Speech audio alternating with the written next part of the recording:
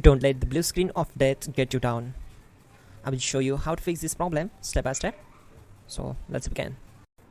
Now click on Advanced Options, then select Troubleshoot, select Advanced Options, and then select Command Prompt.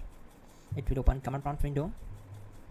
Now type chkdsk space /f space /r space c : and hit enter. Now we need to wait for some time to complete the process. Now type c : and hit enter. Now type cd space c : / and hit enter to execute the command. Type in cd space Windows and press enter. Now type cd system32 and hit enter. Type in cd space config and simply hit enter to execute the command. Now execute this command. Type md space backup and simply hit enter. Now type copy space ** space backup and simply hit enter to execute the command.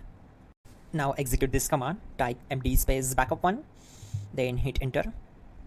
Now type copy ** backup1 and simply hit enter to execute the command. Type in cd space regback, then simply hit enter. Now type dir and then simply hit enter to execute the command. Type copy space ** space .. and hit enter. Then type all and simply hit enter to execute the command.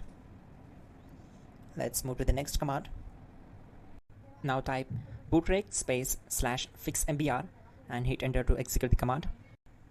Now type bootrec space /fixboot and hit enter to execute.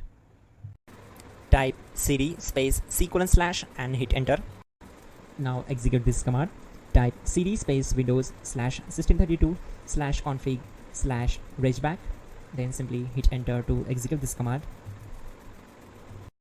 Now type this command bcd edit space /exports space c : / bcd backup, then hit enter. Now type cd space c : / and hit enter. Now type this md space boot and hit enter. Now type cd space boot and simply hit enter. Now type md space bcd and simply hit enter to execute this command. Type cd space c : / and hit enter. Now execute this command.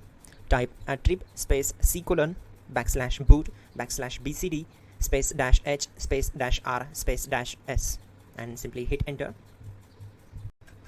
Now type run space c : \boot \bcd space bcd.old, then hit enter. Now type bootrec space /rebuild bcd and simply hit enter. Type exit and simply hit enter. Now click on continue. It will restart your system. So that's it guys, your problem is solved and you're good to go.